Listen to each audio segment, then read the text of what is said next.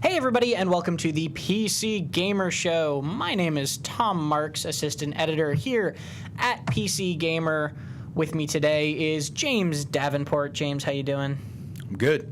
Yeah? Pretty good. You didn't stay up too late trying to log onto the Division last night? No, I did.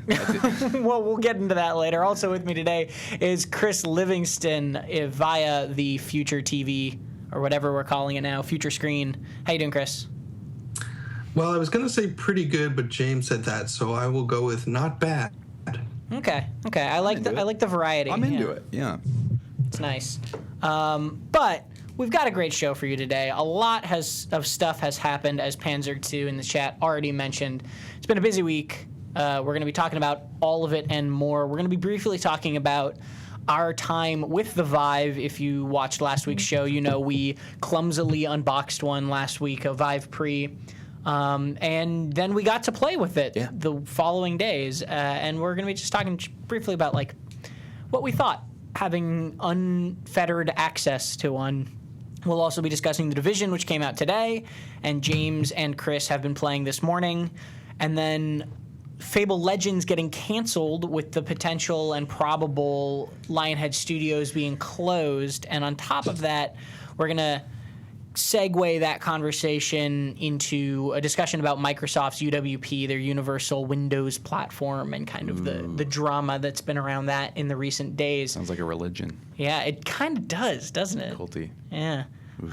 And of course, we'll also be taking your questions from Twitch chat, and somewhere in there, Chris will discuss his hands-on time with No Man's Sky, which he got to play last week. But first, let's talk about what we've been playing lately. James, what have you been playing? Besides The Division, I've been playing this little game. You may have heard of it, Tom. It's called Stardew Valley. Oh, I have heard of it. Yes? Oh, yes. You've heard of this game? Maybe. Oh, my God.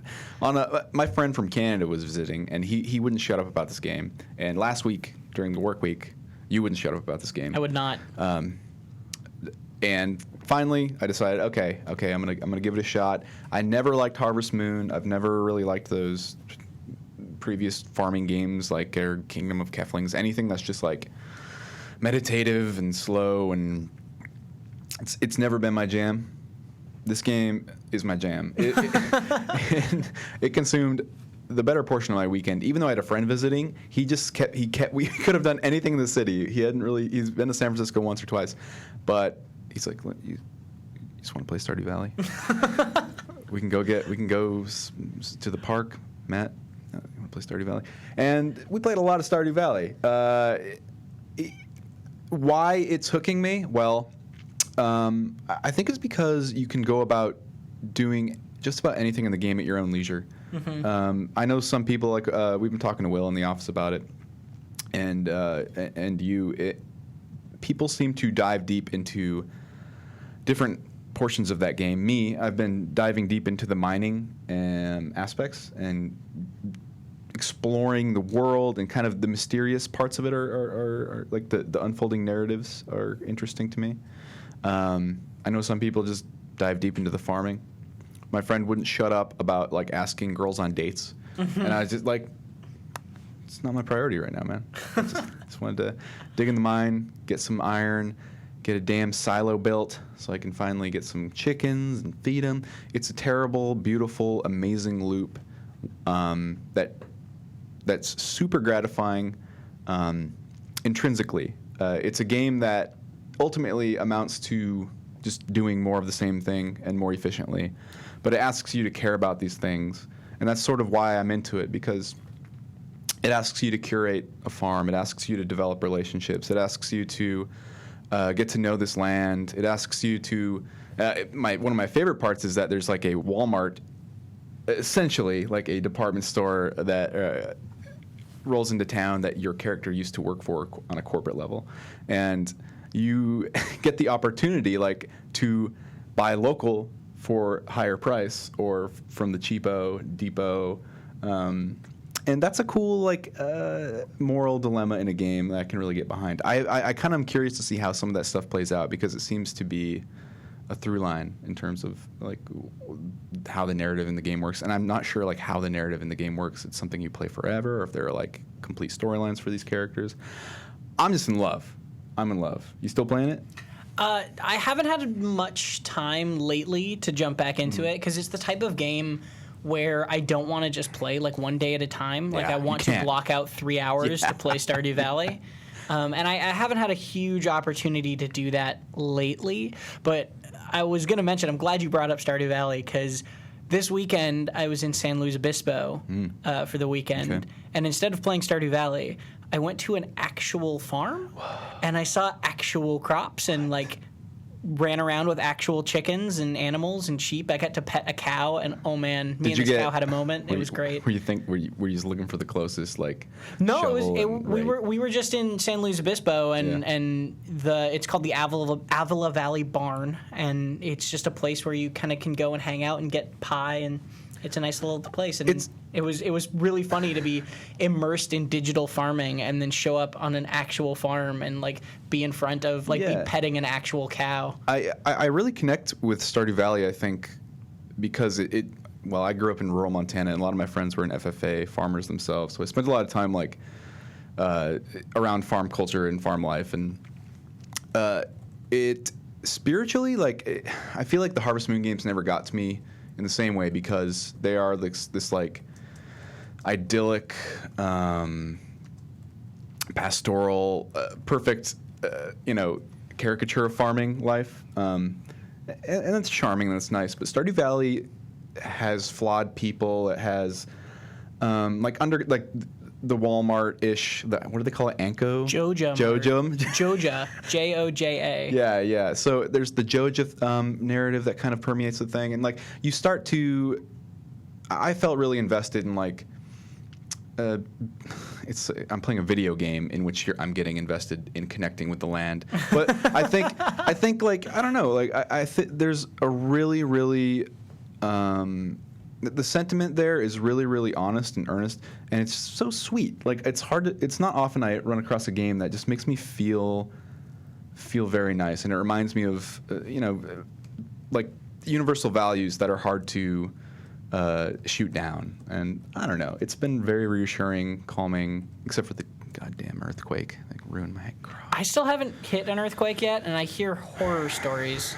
Anyway, I'll shut up about Stardew Valley, but I'm okay with not shutting up, but I'm in it. We had a full topic. If people want to hear more of pretty much my rambling thoughts on Stardew Valley last week, we mentioned it on the show. Yeah. I do real quickly want to say thank you to Kunifu in Twitch chat for just subscribing to the channel. Hey, thank you. Stick around for the Q&A, and we'll take your questions. But I just interviewed Eric Baroni, the developer of the game, today, not an hour ago, basically. And we're going to have a full interview with him on the site later this week. If you are interested in Stardew Valley, we talked about kind of what's coming to the game, what is the process of making it. That's so cool. The insane amount of copies it sold in a week and a half. Yeah. And like it's just been it was a really interesting, cool conversation we had about what is shaping up to be a very kind of important game lately. It's been on the top 10 of Steam for the entire time it's been out, basically. So we'll be discussing that more later. Like I said, I didn't have too much time to play many games this weekend, but what I did play a lot of was actually Hex.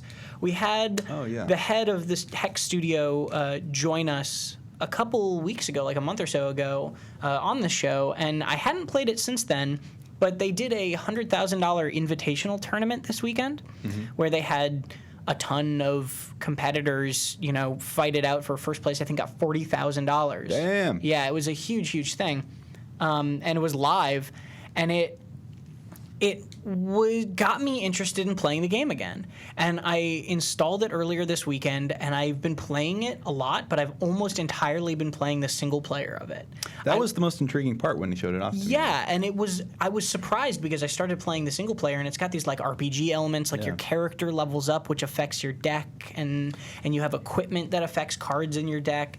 And I was playing it, and I was just like, man, this is actually just like a really good single player game. Like it's got a lot of dialogue, and it's got a big story and a world and all this like lore building that I just wasn't expecting. So I haven't even jumped back into the PvP yet. I've just been having a lot of fun with the single player of Hex.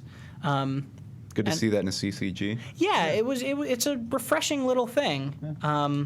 Also, Kunifu says, "Thanks so much. You're my favorite bearded trio of game critics." So, we are very bearded this week. We are very bearded a lot of weeks. Force. Yeah, we do.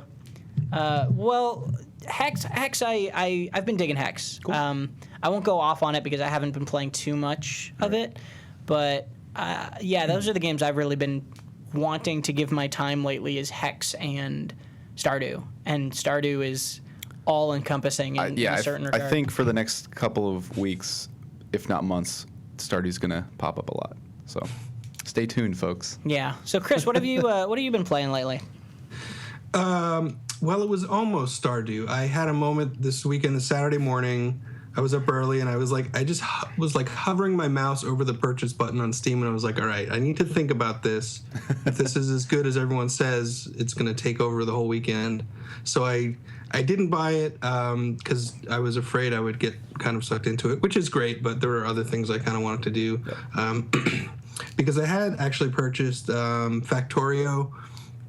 Came to Steam recently. This has been out for a while. It's a little indie development team that's had a playable alpha and a free demo for several years, and I first played it a couple years ago.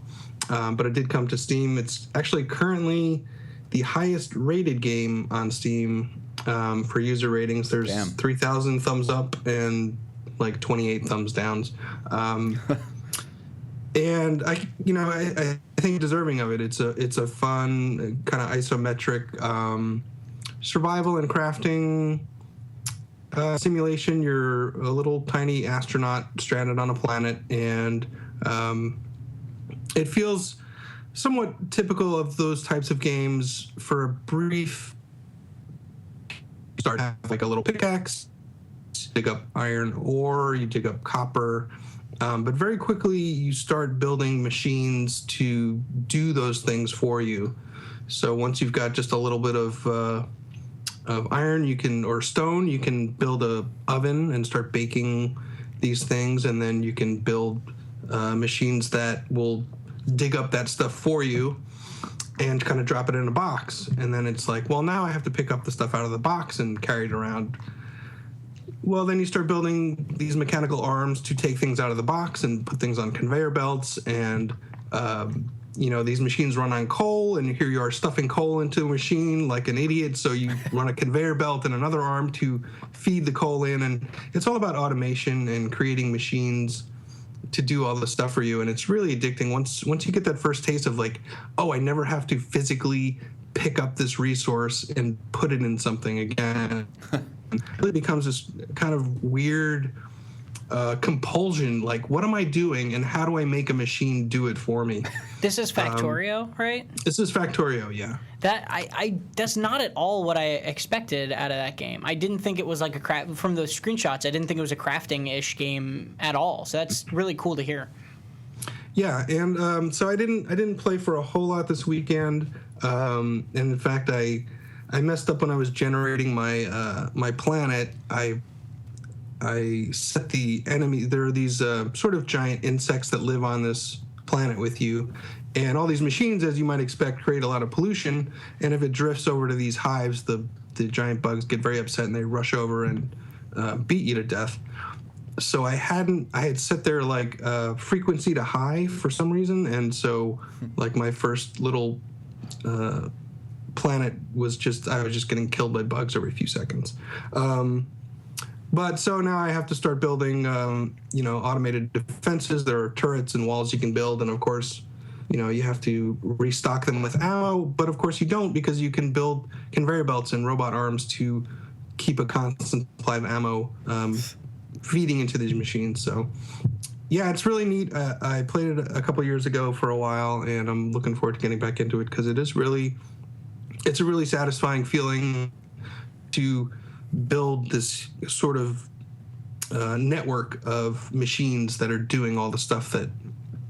that you don't want to do. So That's very cool sounding.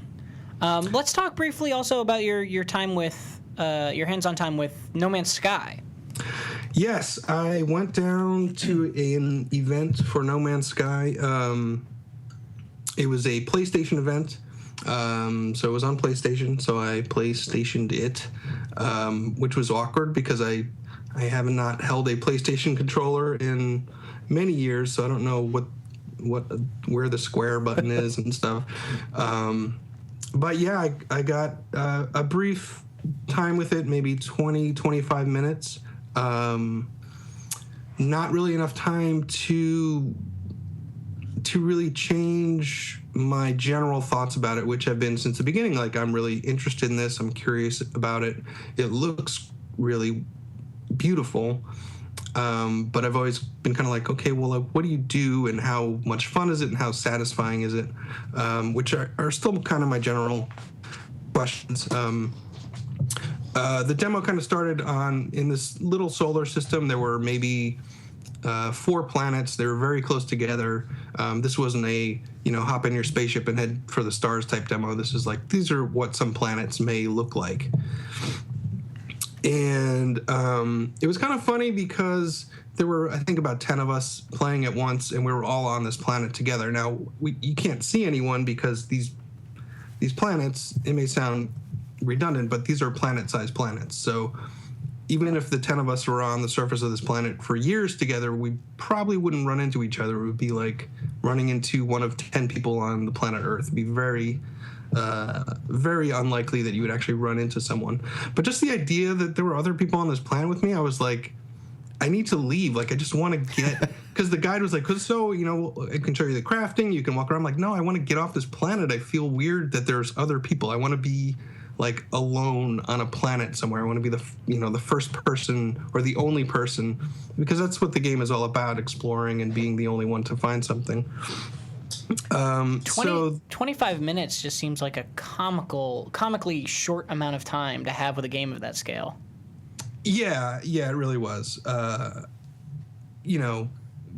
There were like, it was just a couple. It was weird. It's like it was literally a drop in the bucket or a drop in the ocean, really, if you think about it. So I jumped in the spaceship immediately and flew to one of the other planets. The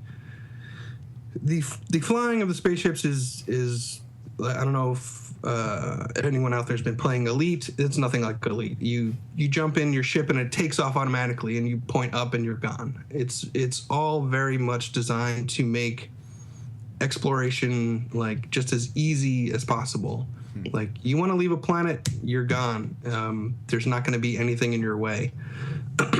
So yeah, I went to another planet. I saw some kind of like a big alien frog type thing, and I jumped in a lake and there were some alien fish, and I was like, well, okay, that's cool. And you can scan them and look at sort of their animations in a different window and get information about them. And, I went to a couple planets, like, okay, there's a thing that looks like a dog with a beak. And I wasn't really feeling it for the first, 15 minutes. Was like, well, it's sort of cool. But then the last planet I went to, I was trying to land, because these planets actually rotate. I was trying to land at the border between day and night because I wanted to see the sunset. I screwed it up. I landed on the wrong border. Actually, the sun was setting, so I didn't get to see the sunrise. But I landed, and I was kind of like looking around and, looking for resources. And I kind of looked up, and there was a hill, and the sun had just set behind this hill, and there was this huge, like, creature kind of moving toward me down this hill, and it was completely in silhouette because the sun was way behind it. And I mean, that's when I just got this real excited thrill, because I had no idea what this thing was. I hadn't seen anything big. I hadn't seen anything walking on its hind legs. And it was, this big, like, I think I called it a Yeti with rabbit ears. It had like giant rabbit ears. And it was just really exciting. It was just a really cool, exciting moment. I would say probably the best part of it, just in that little moment, I really did feel like discovering something really cool and interesting in a kind of a neat time of day and on a cool looking planet. So it did feel like, okay, I kind of get how there could be these really interesting and exciting moments in there. I'm still curious. I mean, it's like when you leave so much up to procedural generation, it's like I feel like when you're exploring in games, you're kind of on a knife edge. Like if you find something amazing every few minutes, it's not just not going to feel that amazing. And if you don't find them for hours, it's probably going to be a little boring. So I think that's my main question is like, how often am I going to feel that feeling? Is it going to fade? Is it going to be enough to keep driving me through this game, planet after planet? But I am really interested to play more. Like you said, it's just not enough time to really get into it. But I'm definitely interested in seeing it again. Yeah, and it was like you said at the beginning, where it's cool, right? But like, it didn't answer that question for you, and I think that's the question that pretty much everyone has had for a very long time about that game, which is, yeah, this could be very cool and very fun, and it could all work and be, all procedural and interesting, but like, how long is that going to actually matter? How long is that going to appeal to you? If everything's random, will nothing be big? It's a lot of weird questions that we really, really won't know the answer to until we are playing the game. Yeah. Yeah, and I think also too, I've been kind of curious about like, how is it going to be when we share these things? Like when I see a picture that someone shares of some creature, is it going to make me? I'm going to be like, well, that's a cool creature, I guess. Is it going to make me excited? Is it going to make me want to go into the game? I mean, obviously, I'll never really be able to see that creature because it's probably so far away that I'll never personally visit it, which makes it a little unlike, Minecraft. If you see, you can get server information and go probably see it for yourself. Am I fading out? We lost you a little bit there. Okay. Well, I was just to concern yourself with. I think it's a really big kind of wait and see game. So we'll see. Yeah. Well, we can move on to our next topic, which we didn't have to wait and see anymore for. No. We've been talked about the Vive and about VR on this show a lot. Yeah. And every time I put it down as a topic for the next week's show, I always kind of feel bad about it because I feel like people at home might just not give a shit about listening to us speculate about VR anymore. But this week is a little different because we have the Vive Pre in the office. Whoa. And we have unrestricted access to just playing it, which we did last week mainly. And I got to spend most of last Wednesday just in VR, and it was really cool. Like, if people have questions, I'll try to glance at questions in the chat now, but also feel free to ask questions at the end in the Q&A. But, like, it was really cool. Like, I didn't really understand the appeal of room scale VR until I just started doing it. My favorite game definitely was Fantastic Contraption, which was the puzzly one. You're like building a machine. Yeah. It was. I just was really I was impressed by the whole thing. It's not a perfect science, but it's definitely very cool. Yeah, there's some issues. I think Fantastic Contraption. You guys should look up videos because they do a really good job demonstrating how it works without being in VR. It's crazy watching people play that game because or playing it yourself because it's the most natural thing. Yeah. I think ever. And I was talking to my friend who knows the Northways, and their design goal with VR and Fantastic Contraption was to basically never limit the player or never get in the way of the player. So almost anything you do in that game, they want it to have some kind of use or ability. So when you're building things and pulling and twisting them, it happens as you think. If you touch your head or if you reach behind your shoulder or do whatever, you'll grab a piece, and once you fall into that rhythm, you absolutely forget that you're wearing a goddamn headset and waving sticks around like a fool. And it's bonkers. I played for about 45 minutes, and then I took the headset off and I was like, oh, I'm in the office. That feeling, I don't think that'll ever go away. That like adjustment period between being in a game and then, or at least a decent one, and then snapping back to reality. I think another good example is Space Pirate Simulator. Is that what it's Space called? Pirate Simulator, yeah. It's a very, very simple concept, just an arcade shooter. Each wand is a gun, and drones start coming at you, and you gotta shoot them. You can reach behind and pull out a shield on either hand, and switch between different firing types. But it's funny watching people play that too, because they start doing these action movie poses and shooting akimbo in like both directions. They'll directional audio matters in that one a lot too, because you'll hear you can hear when a shot from a droid is coming at you.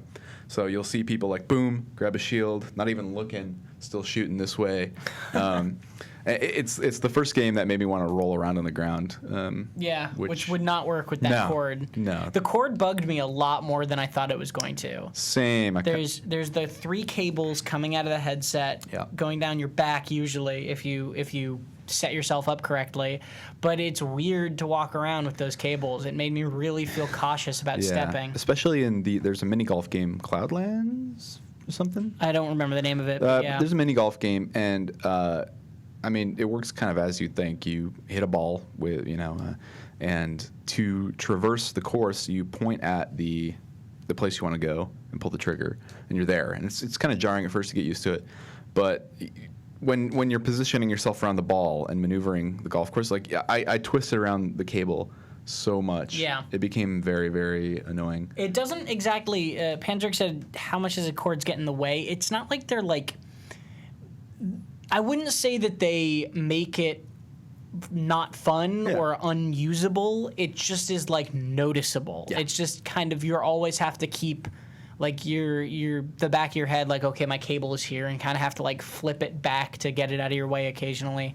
Mm-hmm. I didn't have any motion sickness in any of the demos I did. I did get there was one time the first day where James accidentally, I'm calling you out.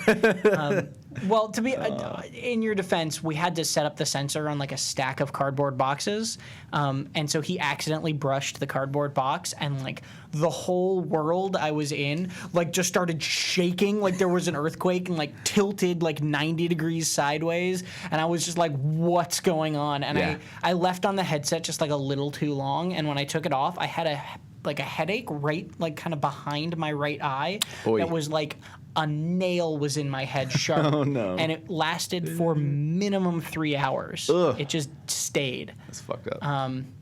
And I got some headaches, kind of dull headaches as I went the next day too, just from playing so much. I really question how long you're going to be able to play VR games for. I don't think like using room scale VR and using the Vive made me completely confident in the technology and like the actual gameplay, but I think how long you can use it for and if it does have any detrimental health effects, even in long term, is like a really big question in my mind now. It's not enough of a question to make me be like, we should stop VR development, but it's definitely like something that's going to come up in the next year. Yeah, look for that all over the television screen. Otherwise, it's been super, super cool. Just some quick shout outs to, there's an Abbott's, I think it's called the Abbott's book or something like that. It showed me potential for like talking to a character a la like a Telltale game. You talk to this guy, this monk, and on your controller you'll get some conversation options. In your other hand you're holding a torch and you're like descending into this crypt and conversing with this guy. And it's like a really cool way for like maybe a Telltale game to use VR, and I'm excited for that kind of thing, like like almost participation in theater in a way. That'd be interesting, right? I mean, there's the we were talking about it before. The IBM is making that, the anime Sword Art Online. Yeah, it's an anime. For those of you who don't know, I've never watched it, but it's an anime about a VR game that then these people get trapped in a VR MMO basically. And if they die in the game, they die in real life. And they're making, kind of weirdly, a Sword Art Online VR MMO. and they're partnering with IBM to do it. Cool. And they're going to be using Watson, IBM's like AI thing in some capacity. And Watson has like this really sophisticated speech and like casual speech system in it. So the theory is that NPCs or certain NPCs in that game might actually be able to just talk to you conversationally in VR, which would be crazy. Like that would be really, really cool. But we'll have to see if that actually happens. Yeah, wait and see. It's a cool technology. I don't know. Where it goes. Yeah, no, I'm interested to see. Our newest subscriber, Kunifu, says, don't understand the appeal of room scale VR and being able to stand up yet. I've only tried the Oculus so far. Is the Vive really appealing for those of us who play in small spaces? I think there's a lot of experiences that can be done in just standing that are very cool. Like Space Pirate Simulator or Space Pirate Trainer doesn't require a room. It just requires standing room. But the room scale stuff is really cool. It just takes a lot more space than I expected it to. And there's going to be a lot of games that don't require use of the wands or anything at all. You can play with the controller. I know. Well, I don't know if Adrift is going to be working on the Vive, but games like that. Or I mean, just this past weekend we have the HOTAS Warthog controllers. It's like a fucking fat metal joystick, flight stick, and I don't know, thruster controller. I guess throttle. Jesus, I don't know. But we, my buddy and I, hooked that up. Literally, TAS in HOTAS is throttle and stick. Okay, I'll learn something today. Yeah. But we hooked that up with Elite in the VR, Elite Dangerous, and we didn't do the buggy stuff because I know people say they get sick because you bounce around and your brain can't compensate quite for that. But we did some space flying in space with those. And it really, I mean, we went between the Xbox controller and then the Warthog, and your character's hand models are modeled to something like the Warthog, and so it makes all the difference in for the sake of immersion, I guess, like seeing your hand twist the joystick in the same way and pull on the throttle in the same way. It makes a huge difference in terms of like how present you feel. So that was really neat. And that's not room scale. Not room scale. You sit in your damn chair. That's something the Oculus will do too. Yeah. So. Yeah. Real quickly before we move on from the Vive, because I don't want to spend too much time, like I said, Chris, you recently got to try, not on the Vive, but on the Oculus Rift, Minecraft, right, at a Microsoft event, who we will be talking about more later. Yeah, it was Minecraft Windows 10 edition. Which was demoed with the Oculus. This was actually my very first VR experience. Somewhat unfortunately, nothing against Minecraft. I love Minecraft, but I guess I had in my head of like the first time I used VR, it would be in something, I don't know, a little more mind blowing, a little more photorealistic. Obviously, Minecraft is. I think it's a beautiful game, but it's not one I don't think even VR will make you feel like you've been transported into, because it's it's blocky, it's cute and blocky, but it was cool. I mean, it worked really well. I didn't feel sick. The only thing that I felt strange doing was when I jumped, I would feel like a little drop in my stomach. Yeah. But it wasn't real motion sickness. It was just kind of like a little weird feeling. In terms of playing the game with it, I wasn't super interested in a lot of ways. Like what I basically did, they basically had a thing, kind of like a tour. You set up and tour some sites and ride some mine carts and look at some cool things. And for that, it felt great. Like for taking a tour, if you went on some server with some awesome stuff on it, I think it would be fun to visit that stuff. In terms of playing the game, I can't imagine doing that. I mean, like half your time is going to be spent in the inventory, shuffling your stuff around, and having to like look up and then drag it down and up and down. I just was like, I can't imagine playing this, as I would play Minecraft with the headset on for very long, because it was just, I don't know. Picking up and dragging something with your mouse is just so much more convenient than craning your neck up and down. But it was neat. I mean, I think the headset worked great. I think there is definitely some potential to really enjoy visiting some cool Minecraft stuff, or maybe even just exploring, whatever world you're in. I think, going down into caverns and stuff would be really cool. But in terms of like the nuts and bolts of playing the game, like that was plenty for me. It was interesting. I liked what Tim said, because Tim also did the demo that you did, and I loved what Tim was saying, where he came back from that demo just completely pale and stomach sick. And he sat down and he said, it felt like I was in Minecraft. I felt like I was there. I was just completely ill while being there. It was funny. I was watching him briefly when he was using it, and he was just sitting completely still. He wasn't moving his head around. I was thinking, like, I wonder if because when I started, I would kind of forget at first that I could look around. I would play it like I was playing on a screen. I was like, oh, I wonder if he just kind of hasn't realized you can really look around. But he told me afterwards, like, I just couldn't move my head. I just felt so ill. But yeah, it felt, except for the jumping thing, like immediately felt very natural to look around. And, I don't know. I thought it worked pretty cool in that respect. Yeah. Yeah, it'll be interesting to see how that plays out. Yeah, too. I'm excited.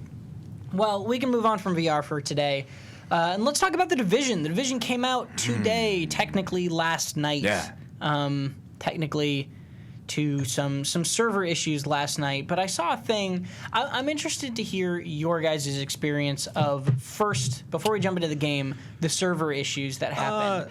Because I didn't try to sign on last night, but from what I could tell, it seemed like a pretty, tame server issues for a AAA online game launch. Yeah, I mean, I was able to get in at 9 briefly. I think a couple of us were. And then around 9:20 or something, 9:30, we all got kicked out and couldn't connect for, I don't know, what were we, 20, 30 minutes kind of hanging out? Yeah, I think it was maybe... Yeah, it was about probably half hour, 45 minutes of just not being able to connect. So I think because so many games in the last 2 years, I think it's slowed down, but have had disastrous online launches. We were kind of just by instinct thinking, "Ah, shit, this is fucked." And the internet sort of lit up in the same way. Twitter was just making a bunch of Division jokes, myself included, referencing servers. After that, I got in with you guys for a mission or two, kind of the intro stuff, and it was smooth, and it was fine. It was really jarring to see so many people online in the first hub. I remember walking into the building. I don't know what you thought, Chris, but I was like, I laughed and laughed. It's like, you're this agent. We're in deep trouble. You gotta help us out. And you walk in, there's 45 agents just crawling in this tiny room, buying things and running around. It's like, what's the problem? There's so many of us. We'll have this wrapped up in about an hour and a half. It was so fucking funny. They're all just bouncing in and out of the salesperson, and he's like, oh yeah, it's a video game. Thanks. I mean, that was kind of one of the problems that we expressed with it in the beta too. Was this idea that the term is right, ludonarrative dissonance, right? Yeah. They building this beautiful, crazy, detailed post-apocalyptic world, and then they fill it with gamey shit that just makes you go, "What the hell?" Yeah, I mean, it's okay. It's the willful suspension of disbelief, but it's just so the leap from this somber. It starts off with the funniest fucking montage ever too, because it's Black Friday, and then it's just flashes all these clips at you, news clips and blah blah blah, and then it's a virus, and these lights are hitting your face. There's a news anchor saying some shit, and then it's all right, you get it now, right? You know what happened, and then and then there's this intro with a little cutscene and crashing a helicopter. I don't, maybe that was later, but it's just Tom Clancy, grayscale, washed out tones.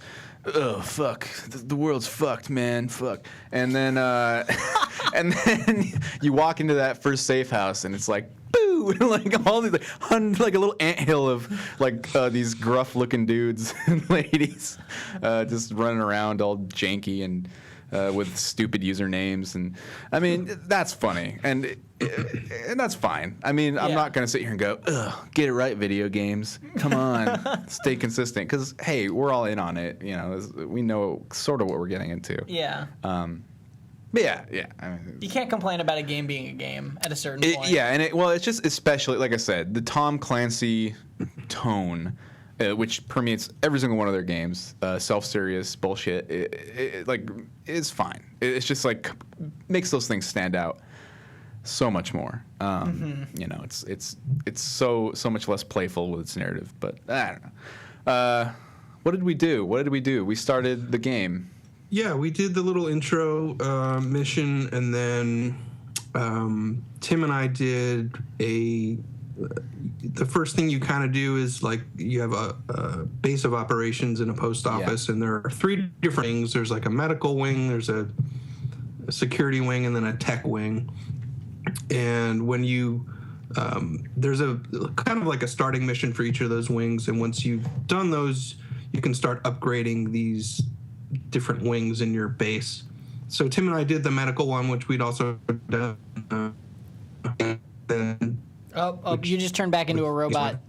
Our connection to the future is waning apparently today.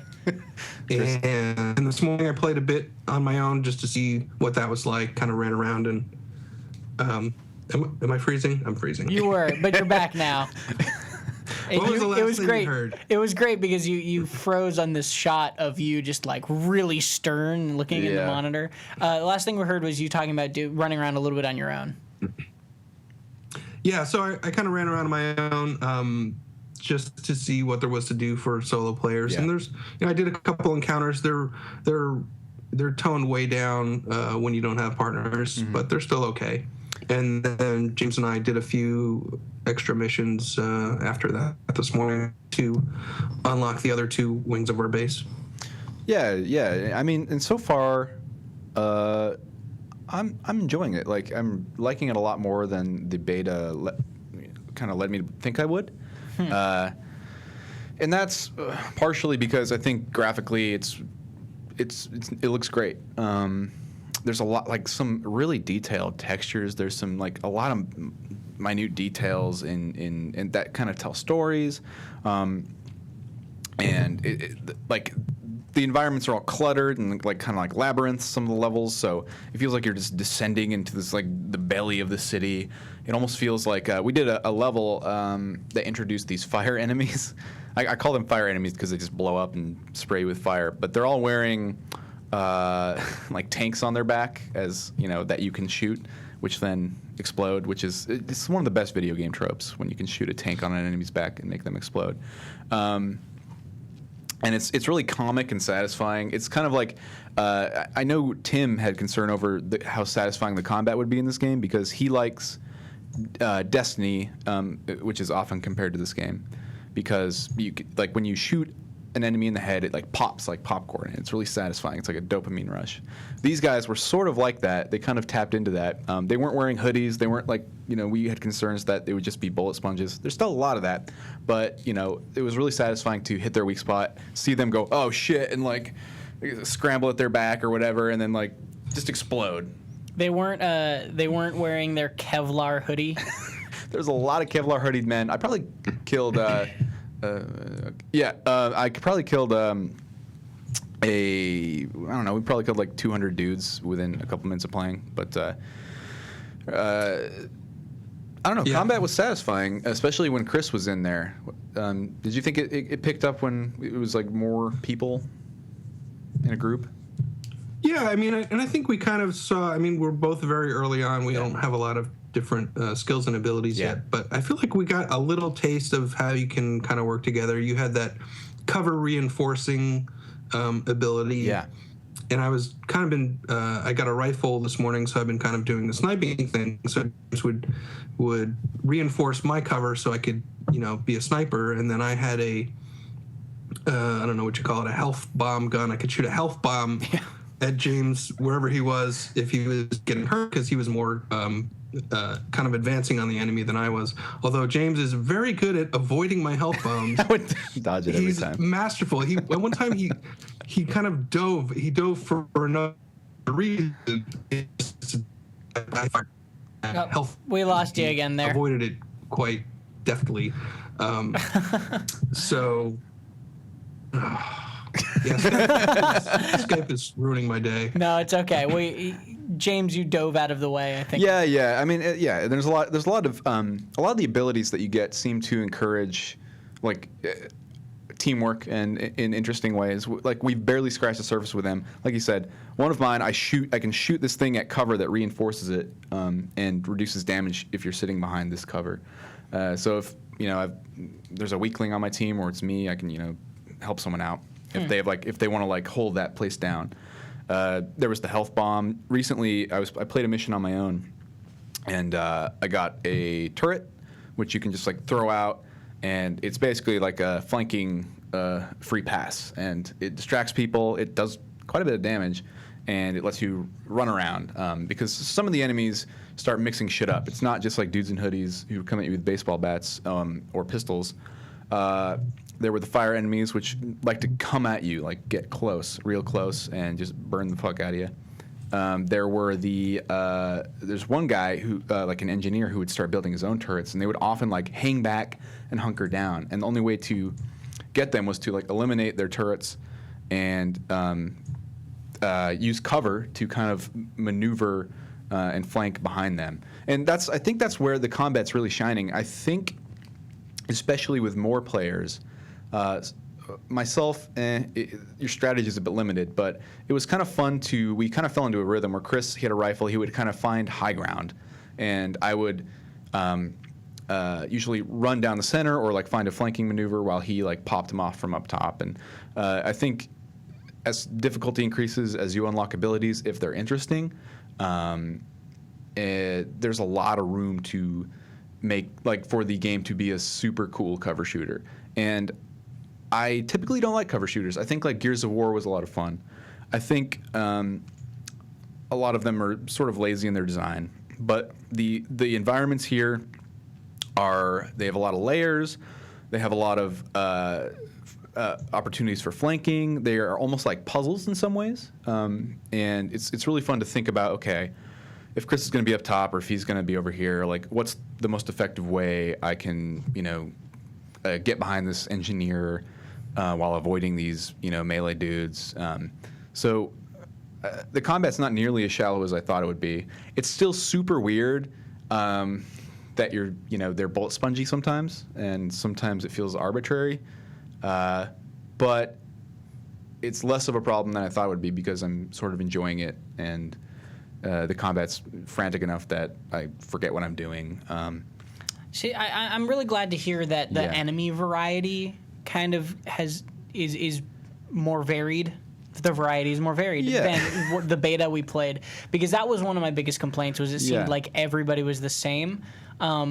So I guess the big question to me is just whether it'll hold up after X amount of hours, because it's a game they want you to play for a long time. And there was some stuff we were sort of already being fatigued by. I think the loop so far seems to be. Do a mission, pick up a bunch of loot while you're doing it, and go back to your base, sell it or break it down or whatever. And it's not always conducive to fun because your backpack's pretty limited at first. The interface for the inventory is not really the smoothest thing to use, at least on with a mouse and keyboard from what I've seen. Maybe on the controller it is. And going back to your base often takes a bit of time, and getting it back to a new mission takes a bunch of time. So I don't know. We'll see how that plays out over the course of however many hours the campaign is, and how, what the dark zone, what kind of hooks that gets us in us, and I'm really happy with it so far, and super much more excited to play it than I was based on the beta. So that's a good sign at least. Cool. Yeah. Chris, do you feel a similar way? I think my opinion's improved since the beta. I'm not sure what they've done with the enemies since then. I don't think they're really behaving differently, but they seem to be a bit more aggressive in an entertaining way. Like in the beta, it felt like, oh, I'm behind cover. I'll just stay behind this cover the whole fight. But I've been rushed a few times. I've been forced out. They seem to be more on the spot with their grenades, and it definitely feels like you need to really pay attention to what they're doing, which feels a lot different. So yeah, I mean, I've had a good time. Had fun last night. Had fun today, and I'm looking forward to playing. I am already getting a little tired of the post mission inventory sort through. That's just I mean, not just the Division. It's never been something I really love to be like, oh, let's see, I've got a level 6 gun. I can get rid of my level 5 gun, but I've got a level 7 gun in the stash. So I look forward to using that. Yeah. It also makes me feel like, do I want to spend time and money crafting, upgrading this gun that is going to be obsolete after the next mission? So that's where I'm kind of at with that type of stuff. But I'm enjoying the action so far. So last question about the Division. Have you guys encountered, this is brought up in the chat a few times, have you guys seen any cheaters? Is the hacking less or more prevalent than before? I heard reports of people doing jumping jacks in doorways, and that'll like block everyone from going through the doorway. I mean, I haven't done any Dark Zone stuff yet. I've just been focusing on the campaign at the moment, and I don't think I've even unlocked it. Maybe I can go there now. I don't know, but I'll let you know. Chris is going to be doing a lot of that, I know. Yeah. Yep, I haven't been there yet, except for in the beta, but it's on the list. Still early days then. Yeah. Yes. Well, we can jump right along. The next 2 segments are kind of both about Microsoft and some stuff that's been happening with them lately.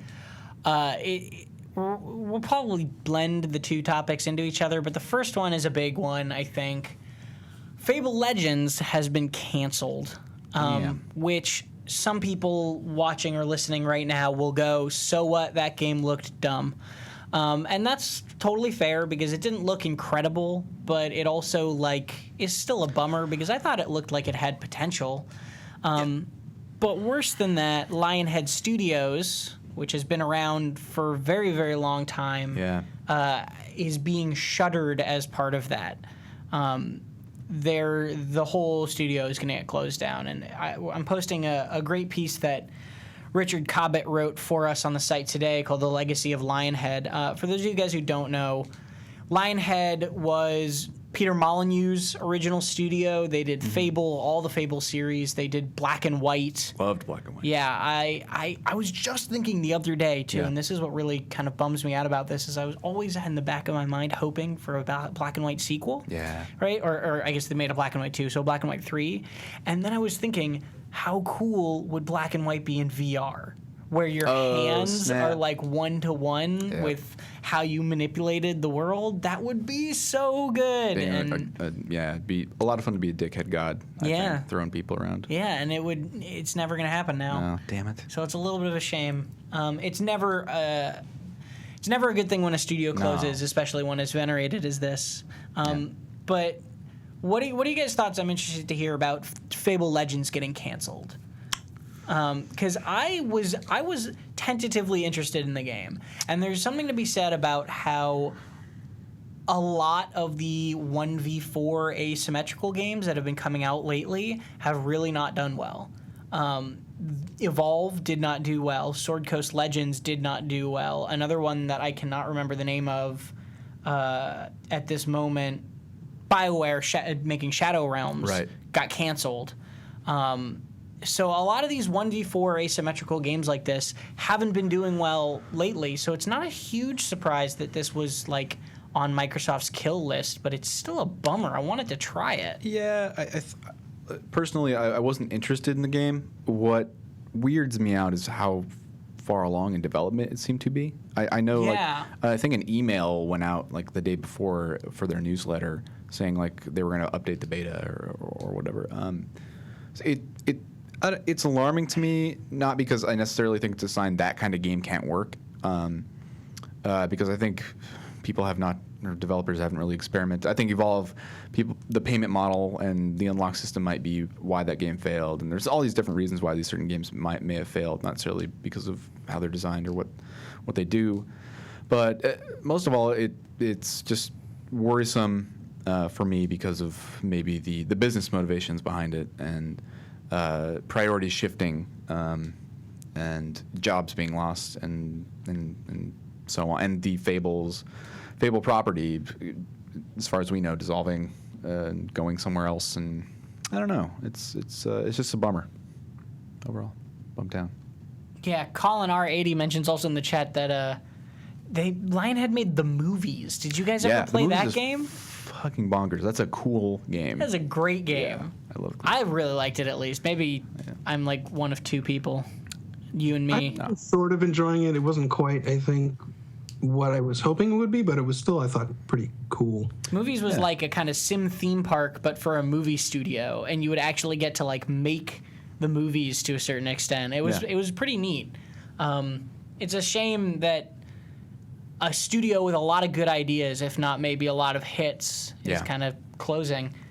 And yeah, Fable Legends. I mean, so Kunifu mentioned this in the chat too, that it was being talked up by Microsoft as one of their like big Windows 10 exclusive flagship games. And the other one of these that was Windows 10 exclusive flagship game from Microsoft that they brought Fable Legends and Gigantic is the other one to cons. They would show up as Windows 10 and Microsoft with these two games being demoed at GDC last year even. They had these huge booths for both of them. And those were like the games Microsoft was shipping. And now Fable Legends is canceled. And we mentioned on the show a couple weeks ago that Gigantic, Motiga, has had to lay off the vast majority of its staff. Now that game is still being developed actively by a significantly smaller staff that they're basically just trying to get the game to a state where they can sell something, you know, like beta access through pre-orders or something like that so that they can make money so that they can hire their staff back. Yeah. But like, it's incredible to me that the two flagship Windows 10 exclusive Microsoft touting games are now in shambles. One of them is canceled, the studio shuttered, the other one is limping its way along, and the studio is massively laid off. I don't know what that indicates, but it's really surprising to me that neither of these games are doing as well as they could be when Microsoft has been pushing them so hard. And it's you know, we see this thing happen fairly often where like right after a game gets released, like the staff just gets laid off or fired, and that's always incredibly rough. But you know, and the positive side is like the game is out there, people can see their work and enjoy their work. And seeing something get canceled so seemingly close, or at least after all that work, and knowing that work won't be seen by people is just seems doubly tough to bear. You know, we can only hope that they all find work elsewhere and we get to enjoy the stuff they do in the future. But yeah, it's a really rotten situation. It makes you wonder how much was left in the development of that game. Yeah. Because it seemed like they've had playable versions of it a lot. So I wonder like why they didn't just release a terrible game, you know? If the core gameplay loop was done. Right. And obviously I'm not saying they should have. There's a lot of decisions or a lot of factors that go into that decision that I'm not privy to and I would not even know where to begin on thinking about. But like, it is strange that as a studio you'd just be like, we have this almost done game, let's just can it, rather than try to make some sort of return of investment off of it. It's a bummer. It is. It's just, that's kind of just the general feeling. I could speculate all day, but it's just the big takeaway for me is I'm sad about it. Yeah. It's just, I think I'm personally at least going to miss Lionhead. Yeah. And I'm bummed I'm never going to be able to play Fable Legends. We're going to have to wait 10 years for somebody to do like a post-mortem retrospective of what happened in the studio, right? Kind of wonder. But we can move on from that and talk about more of Microsoft because this definitely cycles into our next topic, which is Microsoft's UWP, their Universal Windows Platform, and their UWA is Universal Windows Applications. Is that what it is? I think so, yeah. Basically, it's a fancy way of saying the Windows 10 store, and it's kind of the closed community that is the Windows 10 store, and how that operates. To give it like a summary of what everyone's talking about, because this is a very talked about topic right now. UWP is like the Windows 10 store and the platform they use to sell their games and software. And the UWAs are like apps that they call them apps that will work across multiple platforms, whether it be on your Surface or your Xbox One or your PC or whatever, you know, like all of their platforms, Microsoft's platforms. And we had a great piece written just yesterday by Durante, Peter Tommen, who's if you guys don't know, Durante made Jito Sato. He writes for us these great technical pieces on the site. So good. And basically talking about how these UWAs and the UWP is like really, really kind of restrictive, because the way he described it was the differences between the way things are done now and are usually done, which is Win32, which is when you download the game, you have all of the files on your computer. You can dig into those files if you want, or you can just click the exe and start the game. Yep. And the UWP, the way it works is it's more like a phone app where you're downloading it and you have a little icon that lets you launch the game and you don't see anything else. And it basically makes it impossible to mod, and it makes it impossible to do certain things like FreeSync, because the UWP restricts games so that they cannot be played in true full screen mode at all, which kills FreeSync. And hinders G-Sync. And even oh my goodness, I'm forgetting his name now. Excuse me. Epic Games co-founder Tim Sweeney wrote this whole piece about how it was like the death of PC gaming, basically, and it was Microsoft trying to essentially monopolize new technology and make it so that all these developers have to come to this one platform. And I'm interested to hear what you guys think about the whole situation, because I think it's definitely not good that they're adding these restrictions, but then at the same time you have Microsoft saying, this isn't what we're trying to do. We're not trying to close anything off or create a monopoly. You know, Phil Spencer's saying we're going to be listening to the community. We're trying to add these other things in. We're trying to make it better. We're trying to learn. Yeah. And it's kind of right now just like his word against what we see, right? Yep. We see this very restrictive platform, and we are told it's going to get better, but it's like nerve-wracking to try and to decide whether you want to be supporting a platform like that on a promise that it's going to get better or not. So I'm just interested to hear your guys' thoughts on the situation. Well, I'm definitely not as alarmist as Tim Sweeney. None of this stuff sounds good, but I don't know. I guess I have a lot of faith in PC gamers to make so much noise about the things they don't like that this stuff will change and not be as restrictive as we're hearing. But I mean, you don't have to say much more to me than you can't mod this, or this will make modding impossible. What a terrible idea. I mean, there are a lot of games that don't support mods at all, that makes modding so much more difficult. But modders are so creative and diligent and dogged that they still make mods for things. And that's, for me, that's the best thing about PC gaming is mods and players making their own content and changing things and having fun and distributing their stuff to people. And that's all I really need to hear to be like, no, that's a terrible idea. That's what makes PC gaming in part so wonderful and so different from consoles is letting players do more than just play the game. So yeah, I mean, that's, like I said, that's all I really need to hear to be like, thumbs down, make some noise. Like I said, I'm not really alarmed at this point. and we'll have to wait and see what actually does happen. But I think gamers will make enough noise about the stuff that really troubles them. Yeah, same boat. I'm not like lamenting the loss of PC gaming quite yet. I think we're okay right now. If anything, it's just to me it reinforces, no matter what talking head like Phil Spencer says, it reinforces the fact that Microsoft, their real priority is not necessarily the air quotes spirit of the PC.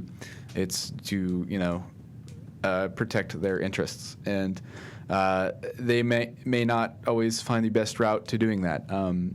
I think the article goes into detail, like they're shifting to this idea of UWP and UWA because Xbox isn't doing so hot. It's hard to their phone purchases are basically dropped off the map. Surfaces are getting better, but it compresses development pipelines for applications kind of across the board for them, and ensures that they can sell more devices and have more incentive to sell more devices because, hey, look, all these things have potential to work with one another pretty easily. And yeah, to me it reinforces kind of what Microsoft's always been about, and it's never about the spirit of the PC necessarily. And I don't mean to like romanticize the spirit of the PC. It's just we want to be able to dink around in the files and have access to that stuff. But it's super frustrating because we kind of went through something. I feel like it happens.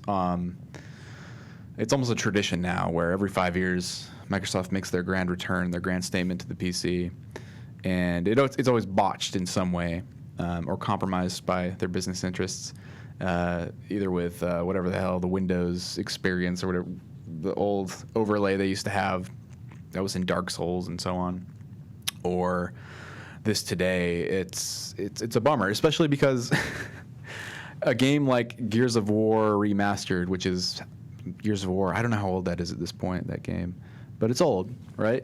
Old, yeah, yes. It's old, officially old.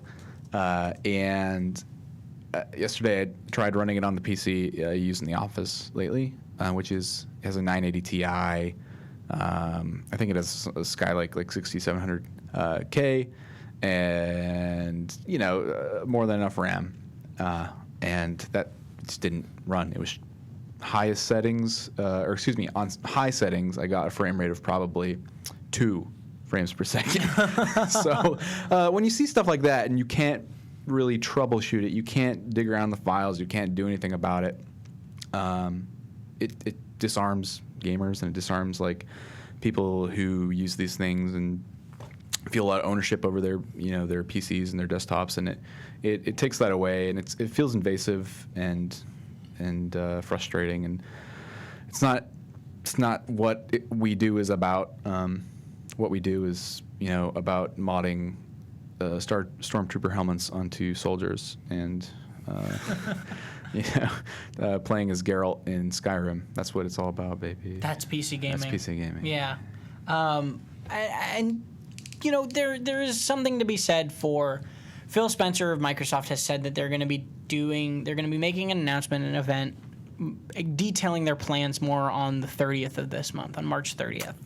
And we'll see what they say, because if they're at all smart, they will react to the fact that industry veterans, not just like angry mobs of people, but like industry veterans are saying this is a bad thing.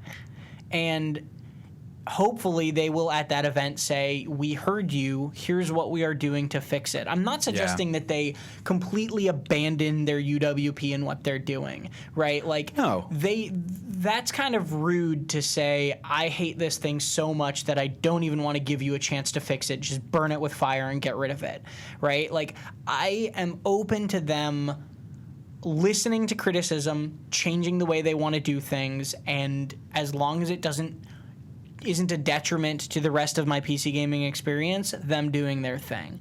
Yeah. So, like, I want to hear whether they react, because if they don't, then yeah, I'm kind of mad. But, like, until I've had a chance to hear from them directly, I'm just kind of confused why they thought no one would get mad about this. Yeah. Well, Or maybe they didn't. Big corporate entity. You have a lot of conflicting goals. I'm sure Phil Spencer knows this stuff, and he probably knew going in some of the reactions people would have. But again, he is not the final word on a lot of these decisions. So. Tyler in the chat just said, "I'm open to being real grumpy about it." So. There you go. I mean, I think everyone's allowed to be, I think everyone should be grumpy about it, right? Because it's a terrifying prospect. If you just paint the picture of, what it is on paper, it is a, dystopian Mad Max PC world. But whether or not we're actually going to reach that point is another question. But everyone's allowed to put up as much of a stink about it as they want, you know? They should. It's the only way change will happen. It's like what Evan was saying about criticizing betas, right?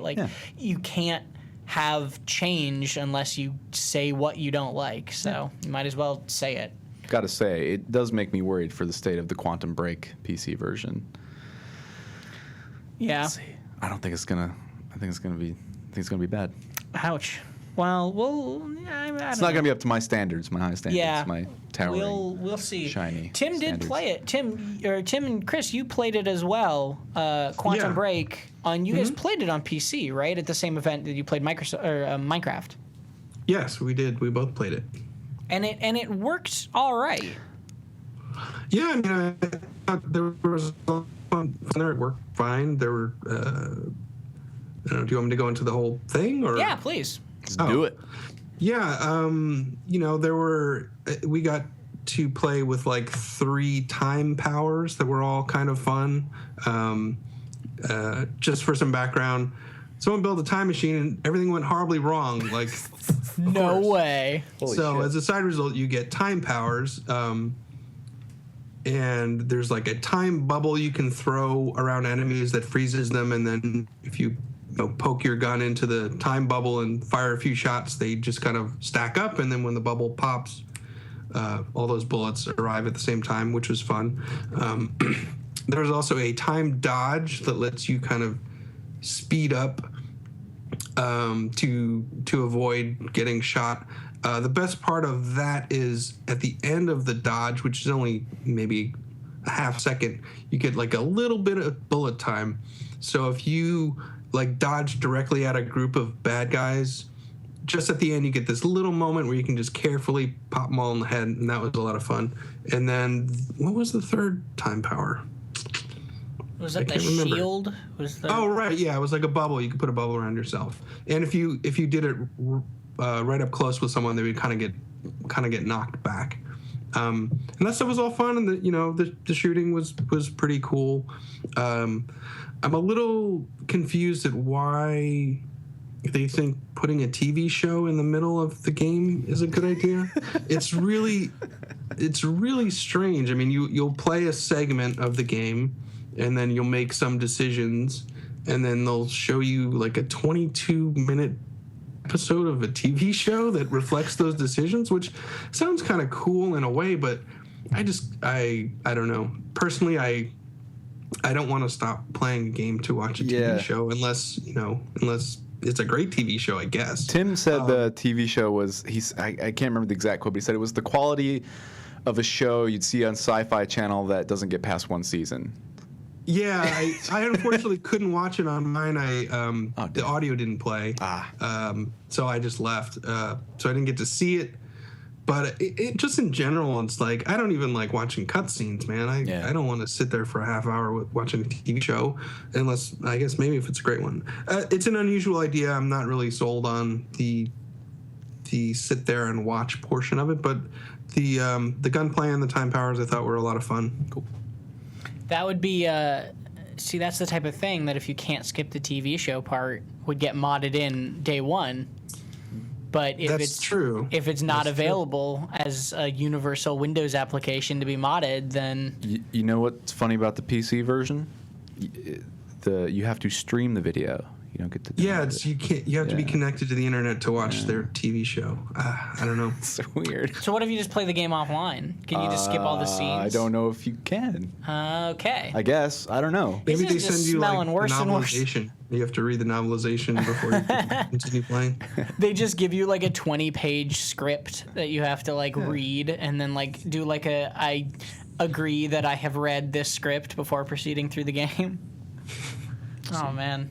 Well, we'll see. I mean, I'm still interested in Quantum Break's gameplay. I do hope that this whole drama around their platform does not hamper what could be an exciting thing to get on PC. Yeah. I mean, it's a Remedy game who have a history on the PC, and Despite not having I just Alan like Wake 2. yeah, but I think I just am. It feels if a Remedy game is compromised on PC, it just feels a little extra wrong and sad. But yeah, I'm sure it'll be fun. It looks cool, Yeah. hokey. Well, let's open it up to Twitch chat Q&A. So if anybody has any questions for us, you are more than welcome to tag us with @PCGamer in the Twitch chat, and we will take your questions if we see them. If you are a subscriber like our new subscriber Kunifu, we will definitely take your question if we can get to it. If you are watching on YouTube or listening on iTunes, you are always welcome to join us at twitch.tv/PCGamer every Tuesday at 1 p.m. Pacific time. And you can watch the show live, and we will take your questions there. One thing to note while we let the questions roll in is next week, the next 2 weeks are kind of exciting. We have next week is GDC, the Game Developers Conference in San Francisco, and so we are going to be trying to get some developer guests into the show for you that week. We don't know exactly who yet, but hopefully next week you should definitely tune in and tell everyone about it because we're going to try to get some fun faces on there because everyone will be in town for GDC. The week after that, we're actually going to be switching the day of the show. So we will still be at 1 p.m. Pacific time, but we're going to start doing the show on Wednesdays instead of Tuesdays. That's 2 weeks from now. So those of you watching live on YouTube or iTunes, you'll have to wait till Wednesday to get the show. Starting 2 weeks from now, not next week. Next week will still be Tuesday, and then we'll be Wednesday the week after. Still at 1 p.m. Pacific time. Same spot, same place. Just different day. Let's grab some questions. Kunifu says, can you each name an upcoming PC release that you're personally anticipating, but you think may be flying under the radar for most of the audience? That's a hard one to do on the spot. Chris might have one, though, it sounds. Yeah, there's one. Oh, gosh, I hope I get the name right. It's called Killers and Thieves. I hope that's right. Killers and Thieves. It's a... it's kind of like a bit of a sim game. You're kind of managing a thieves guild in a city. So you have, you hire a thief and you send him out on jobs and upgrade his abilities. And there's also a portion where I think you actually control them when you go to say, rob a building where it's more of a strategy game. I wish I had some information on it, like who is developing it. But I'll look it up real quick. I saw it earlier this year and actually contacted the developer and saying like, hey, when you have some build, please let me know because it's really kind of cool.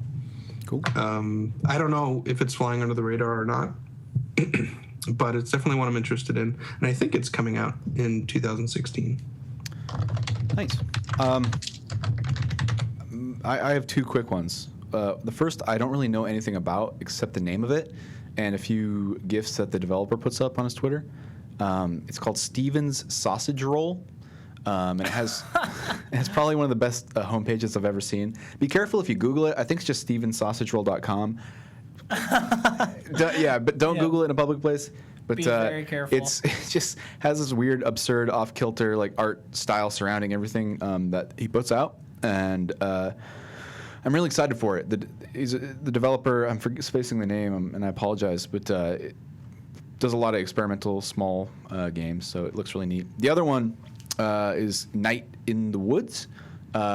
You can play a sort of demo of it, or at least like episode prequel called Lost Constellation, and I think that's on itch.io right now for free. You should check it out. Night in the Woods is a game about young people who are animals in this instance, kind of transitioning into, I think they're going into college or out of college in the Midwest, so kind of a Rust Belt area. And we don't really know the broad themes, but it's a 2D side-scrolling thing where you're going to be talking to characters and adventuring, so to speak. It's got some platforming elements, but I think its focus is on telling a story, and the art is incredible. So that's Night in the Woods and Steven's Sausage Roll. Google them.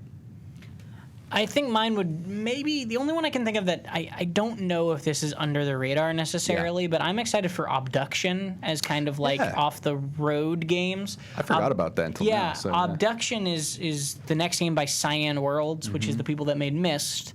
And it's kind of a spiritual successor to Myst, sort of. It's like, well, it is, but like it's a point-and-click adventure game in that same style. And they got it kickstarted, and they've been developing it for a long while now. Yep. And it's finally coming out in June. And it's Obduction, spelled like abduction, but with an O.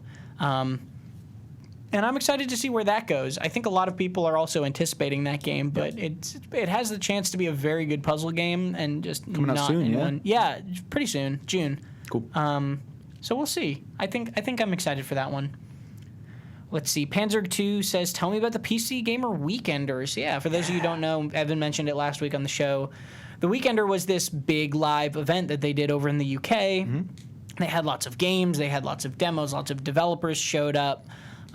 They gave an exclusive first look at Mountain Blade Bannerlord, which is the sequel to Mountain Blade, and you can go check that out at PCGamer or at YouTube/PCGamer, YouTube.com/PCGamer. One of those will work, I promise. But yeah, the PC Gamer Weekender was very cool. It was a hit, I think. We weren't there, unfortunately, because we're on this side of the Atlantic Ocean. But if any of you guys in the chat did go, let us know what you thought of it. And if you are also stuck on this side of the Atlantic Ocean, make your voice heard on the site, and hopefully we'll be bringing one to this neck of the woods too. And then we get Nick Doe says, my question is Bannerlord. Did you watch the gameplay segment? It looks like an RPG. So it looks like Dragon Age or something, like an Oblivion plus Total War. It's crazy the scale of those big battles, and you can partake in them directly. It looks insane. So check it out. It looks so cool. Flaming Yeti, and I saw you mention this earlier, said, did you see Prison Architect's hidden 3D mode? What? And if so, what do you think about it in hidden features and games? Yeah, I did. You did? Yeah. Oh, Chris, did you see this as well? I have not even heard of this. Okay, so this just happened like late yesterday, very, very recently. What? Somebody discovered a button in Prison Architect that just looks like a teeny little symbol in the bottom corner of one of the extras menu, that when you click it, it turns Prison Architect 3D. Like, the walls come up, and the people are little 3D modeled people, and the benches and tables are benches and tables, and you can zoom in and kind of like go through the halls as if it was 3D. Oh, weird. That's neat. And none of the textures, not all of the models are done yet. There's still some that are flat and stuff like that. Like the shower heads are modeled, but they're on the ground. They're not up on the wall yet. And it's obviously like some sort of like development thing that they either accidentally or intentionally left in the game.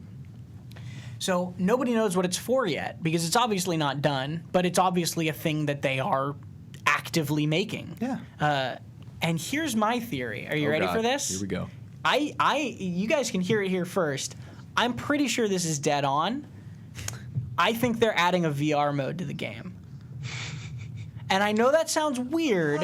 No, but we talked to these guys. When they came on the show, they were hyped. Yeah. When they came on, you can go back into our archives and look it up. We had the Prison Architect devs on the PC Gamer show, and I asked them about VR, and I said, what do you guys think of it? And they were like, hyped as hell about VR. Chris DeLay has turned his office into like a Vive demo room.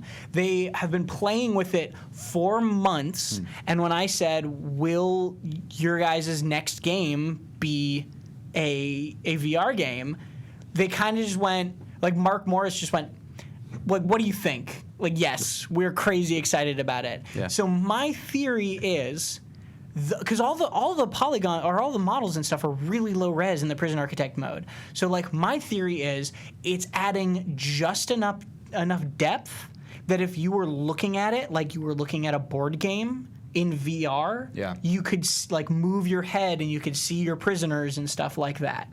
I think that they're going to be adding a VR like mode to Prison Architect, and this is the startings of it. Ooh. Because there's no other reason why you would make Prison Architect 3D. Like, why would you ever make it look worse in 3D unless you were like trying to give it depth from far away? I don't know. That's my theory. You guys heard it here first. He'll eat his shoe if he's wrong. Yeah, it's I'll quit my job if I'm wrong. Whoa. No, I won't. I won't do that. No one hold me to that. We like you. We need you. I also want to thank. Could be also for escape mode. I think would be probably pretty interesting in VR as opposed to the rest of the management game. Hell yeah. Trying to escape from your own prison. Yeah, that would be pretty cool too. I'm into it. Real quickly, want to thank JBJ Blaze for resubscribing for the 3rd month in a row. Thank you. Thank you very much, man. You're dedicated to the show.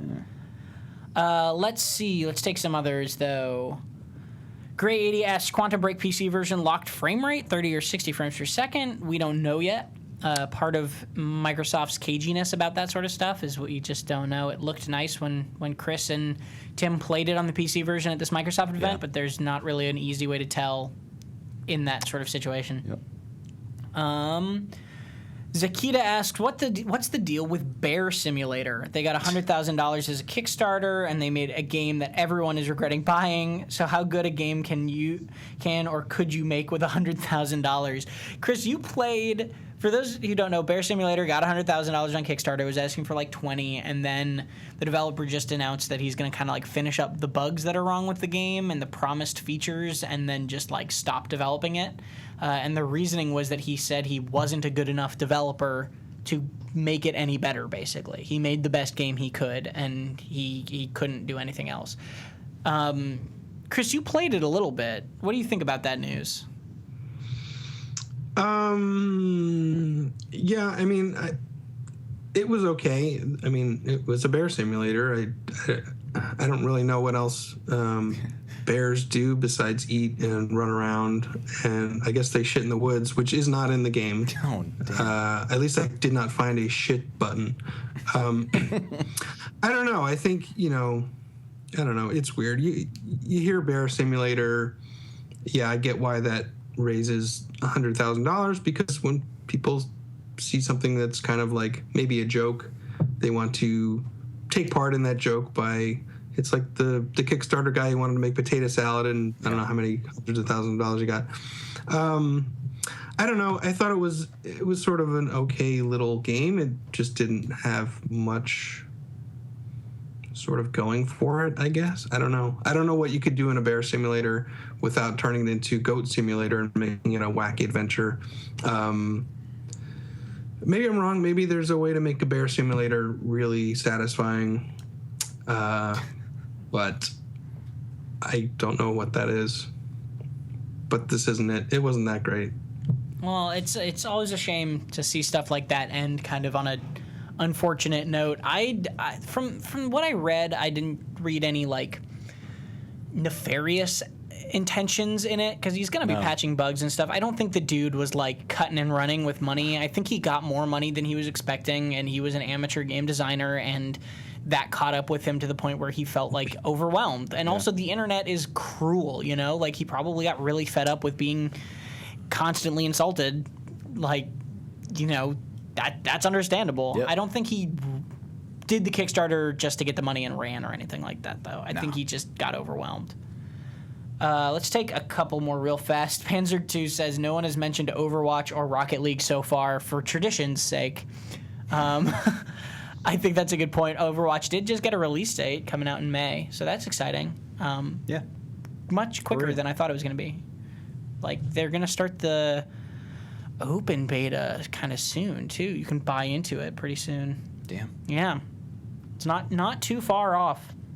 JBJ Blaze asks, have you guys played Black Desert Online? I've noticed a huge lack of reviews of it, at least in the mainstream. Will one of you be reviewing it? I think we keep getting questions about this game. None of us play it because none of us have played MMOs, but we are looking at doing more about it. It's an interesting MMO. Cool character creator. Yeah. Let's see. There's a poop button on Ark. Yeah, so an Ark character shits in the woods, but not a bear. Nope. There you go. We are running quickly out of time. One thing I do want to say that I am a little disappointed about that I just discovered really, really right before the stream, and I was hoping we'd have time to mention, is that Rising Thunder got canceled. Yeah. Radiant, the Radiant Software, Cillian Murphy of Sega fame, was making Rising Thunder, which was this PC-only fighting game that we've talked about on the show before, and there's no down to forward punch. It's all just like a button is your combo move. And Radiant got bought by Riot Games, and then they canceled development of Rising Thunder, excuse me. Yeah, I mean it's sad right now, but it seems to be an indication of another fighting game project or something coming out of Riot.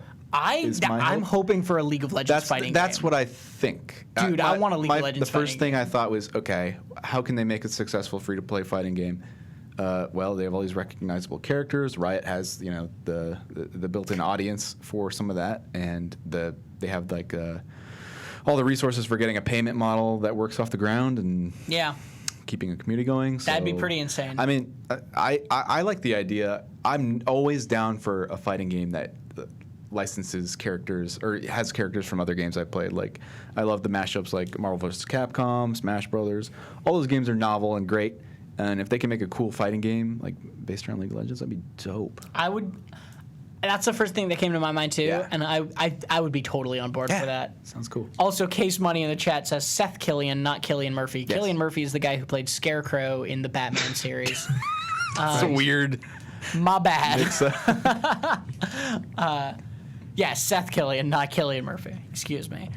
I think that would be really interesting too. Yeah. I think I don't know for sure if that is what that implies, but I would not be surprised if in the next year or two we see Riot Games announce a League of Legends fighting game with the exact same look and feel and gameplay style as Rising Thunder. Yeah, I wouldn't be surprised. Fighting games as a free-to-play, or the free-to-play model in fighting games is largely untested, and as like an esport and all these things, they're growing and changing quite a bit, and shifting to the PC, especially with Street Fighter V. So I think they're getting out ahead of it and seeing what they can do. Yeah.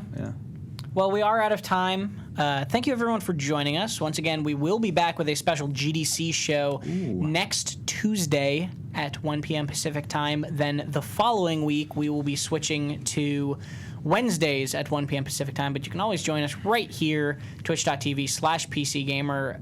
If you are watching on Twitch, please give us a follow. It helps us out a lot. If you're listening on iTunes, please leave us a good review. We'd love to hear it. Or a bad review if you really hate us, in which case, man, you got far into the show really hating us. It's me. And if you're watching on YouTube, please give us a subscribe to the channel or like the video there as well. Whatever you can do to support us is greatly appreciated. Once again, to our subscribers and viewers, thank you very much for watching, and we will see you next week. Bye. Bye-bye.